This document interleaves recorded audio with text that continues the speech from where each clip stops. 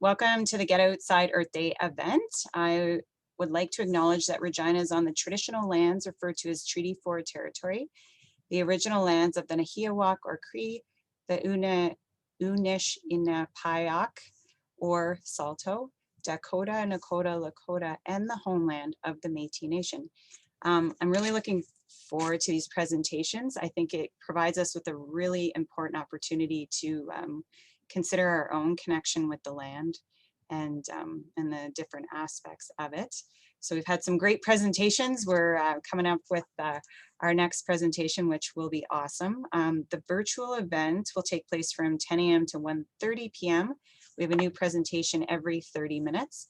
And the sessions will be available on Nature Regina's website in the next day or two if you want to take a look again. So we invite you watch the webinar, download the activity, and head out in your own neighborhood and try out our self-guided Earth Day activities. So we're very excited to be able to offer this event online. It took a lot of creative thinking to come up with how to do nature activities, not in person, but I think everyone's doing a great job of their presentations today. So a big thanks to Wild Outside, which is a program run through the Canadian Wildlife Federation, to the Nature Conservancy of Canada, to Nature Saskatchewan, the Saskatchewan Wildlife Federation, and the Royal Saskatchewan Museum. We all work together to put on this event. And we also want to thank the City of Regina for providing funding for the event today. So our next session, it will be Shannon Anderson, and she will be teaching us about how to save our shorelines. As an aside, I live in a neighborhood with a school, and with the remote learning happening, I think I had taken for granted the Earth Day cleanup that school usually does in our community. So I would encourage people, if take a listen to Shannon's presentation and grab some gloves and bags, like was mentioned, and maybe head out in your own community. My kids and I will be doing that this afternoon, just to help clean up our community. And also big thanks to schools that usually, are doing this really important work in our neighborhood. So if you have questions during the session, you can put them in the chat and we'll make sure to try to get to them by the end of the session. So I think just because of the power outage situation in the south end here, Shannon will keep her video off, but she will be able to put her presentation up. So over to you, Shannon. Awesome. Thank you very much, Shannon. Sounds like we're talking to ourselves. First of all, I'd like to thank Shannon and Aaron for bearing with me and helping me out this morning through all these weird technical issues. So if I do cut out again, you can't hear me, just let me know right away and I'll try to slow down and figure something else out, but hopefully it all works. So I'm just going to share my screen here. We're going to make it full screen. Okay, perfect. So like Shannon and Aaron had mentioned, my name is Shannon Anderson and I am the Education Director at the Saskatchewan Wildlife Federation. And so we are a local conservation organization here in Saskatchewan, and we have 123 branches across the province. So, we're in a lot of different communities. We do a lot of habitat work, purchasing land and managing habitat land. We do some fisheries programs as well, stocking lakes, and doing land stabilizations and stuff. And as well, my job is to do some education pieces. So in a non-COVID world, I would be hosting camps in the summertime, but we've gone a lot of our stuff has gone virtual, so I'm doing presentations like this. We also, for instance, in the springtime, hand out wildflower seeds. In the wintertime, we rent snowshoes, so we have all kinds of programs like that. So if you want to check out any more stuff, you can just Google us, and we should be the top return. Anyway, but today I'm going to be talking to you about our shorelines, and we're going to go through our Save Our Shorelines program. Okay, so for a province that doesn't have any oceans, Saskatchewan has a surprising amount of shorelines. We have tons of lakes and ponds and rivers and streams and creeks, and each one of those has a shoreline, whether it's a beach or whether it's a forest or whether it's a wetland that's nearby. Any place that has, water and land coming together, you're going to find a shoreline. So they come in all different shapes and sizes, and they all look very different. And I'm sure you all have either played on one or seen one, because like I said, they're all over the place. But why are they so important?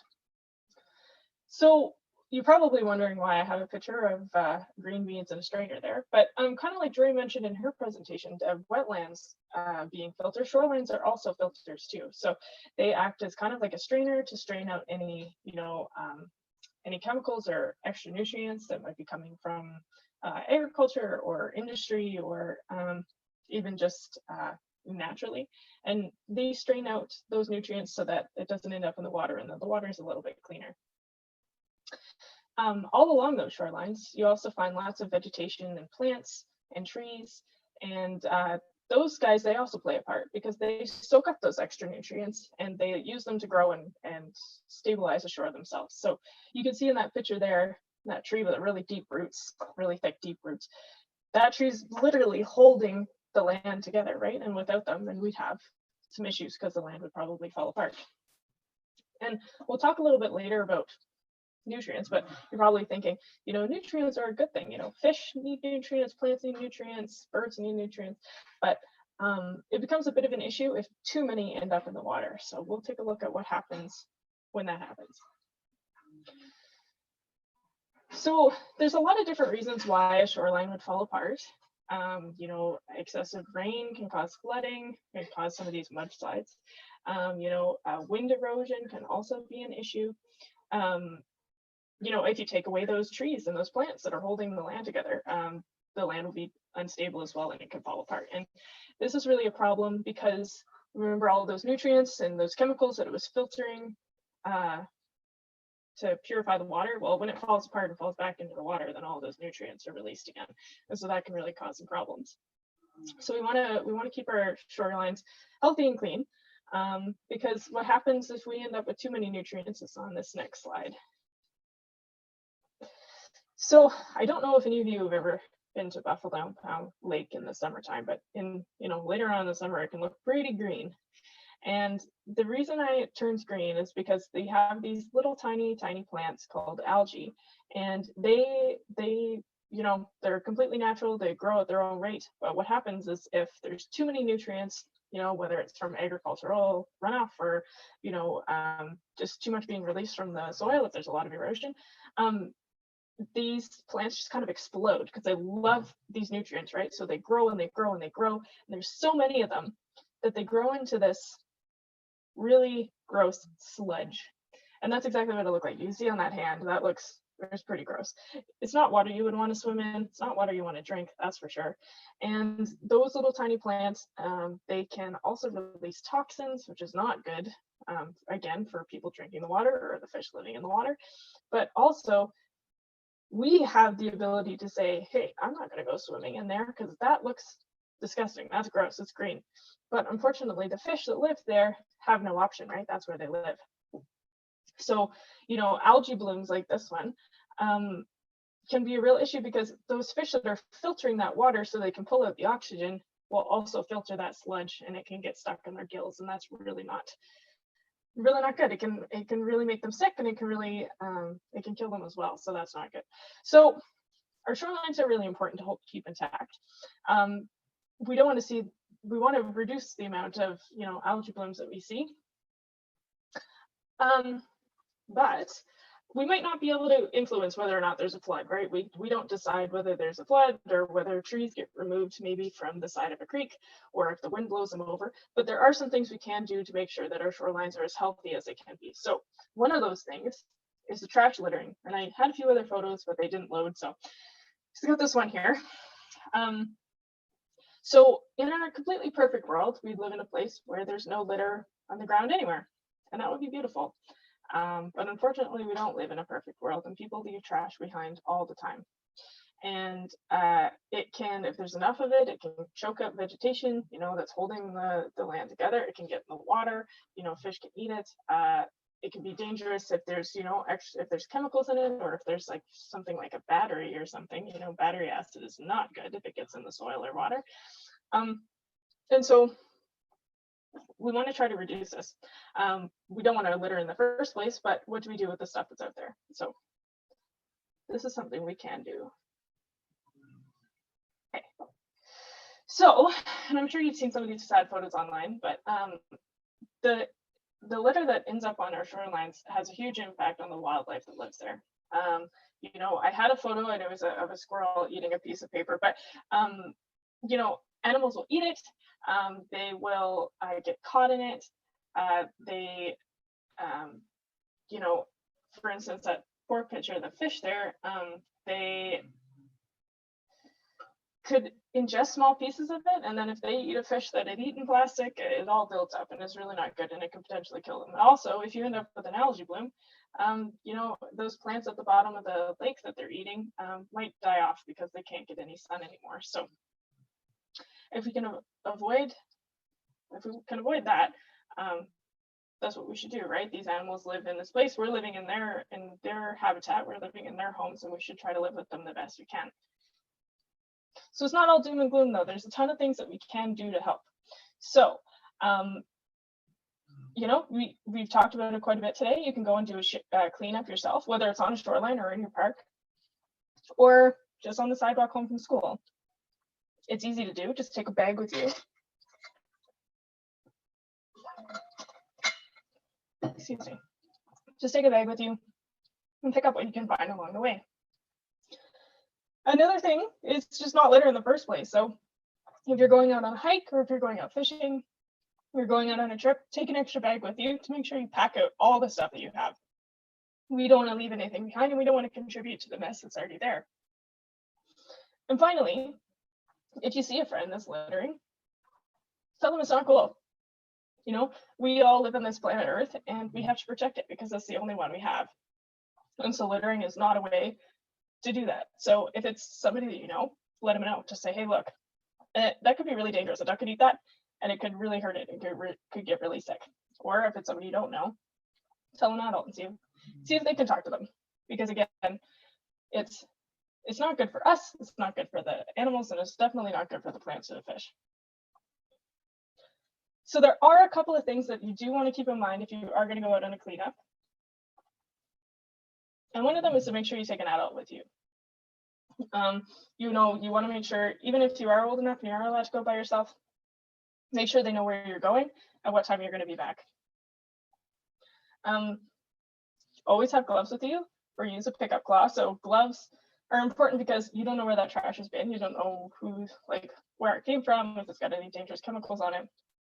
You want to make sure you protect yourself first, right? So use gloves or use a pickup claw. You can get them at the dollar store. They're pretty easy to find. And they can make cleanup a lot funner too. It's a lot more fun to use a pickup claw, I find anyway. This one might seem like an odd one, but wear closed-toed shoes. This is just so you can avoid sharp objects. So you might be thinking glass, which is definitely something you want to avoid. But if you're in a place with tall grass and you can't see the ground, you can very easily get a splinter or get a cut on some of the vegetation that's around. So wear sneakers or boots or something like that. Speaking of sharp objects though, if you do see dangerous material like broken glass or needles, just leave them alone. Just leave them right where they are and tell an adult about them. Either an adult might be able to dispose of them properly, or in some cases like needles, there's actually other people you have to call to dispose of them properly. Again, safety is first, so you want to make sure you protect yourself when you're out there cleaning up. So just leave those alone, just leave them there. And in the previous slide, you saw some shorelines falling apart. So if you're doing your cleanup where there is water around, just make sure that the shoreline is stable and that it's not going to fall apart underneath you. So just be careful. If it is, don't go near it. There's all kinds of other places that you can pick up trash. Don't worry, it's not going to run out. So just be safe, just be careful, just be aware. Okay, so before I just noticed that there was a couple of slides that were cut. So another thing that I had in a PDF document for resources that you can find tomorrow is a list of the top 12 items that people find on beach cleanups. And so some things included are things like plastic bags and straws and coffee cups and cigarette butts and all kinds of stuff like that. And there's an activity in there for you to rearrange them to see which one you think is found the most, which is what item turns into trash the most often across Canada. So the answers are on the bottom of the page. The answers might surprise you because they definitely surprised me. I didn't guess the right one the first time around. And there's also a word search in there too. But for something to do outside, since it is such a nice day out today, Erin and Jory have both talked about their shoreline cleanup at Wascana today. So I definitely recommend coming out and helping us out there. I'm going to be there from 3 to 5. You could come see us at the Royal Saskatchewan Museum's parking lot, and we can get you bags and gloves and all kinds of stuff like that. But if you're not able to come today, or if you know of another area that would need a cleanup, because there's, like Erin said, with the snow melting, there's so many other places in the city that are covered in garbage that really need our help. You can strike out and make sure you just have a bag and some gloves. And if you take a picture of yourself cleaning up garbage and send it to me, my email address is at the bottom there. This whole screen here is also in that resource booklet. So if you can't find it, it's going to be in there later. You could be entered to win. I've got 5 fully equipped tackle boxes. So if you want to try out catch and release fishing this summer in a lake or some part of the province, you know, that it's clean and healthy because we're taking care of them and we're looking after our shorelines, send me your picture and you'll be entered to win. So that's pretty exciting. Now, that is all I have for today, but I just want to thank everybody for coming out. I want to thank everybody for bearing with me through all these technical issues. I do apologize. It's been a ride. Thank you so much, Shannon and Erin, for all the help, and thanks to all the other organizations for helping to put this together. So this was really, even with all the computer issues we've been having, it's turned out pretty well. So thanks everybody for coming along, and happy Earth Day. And yeah, I hope to see you out cleaning up.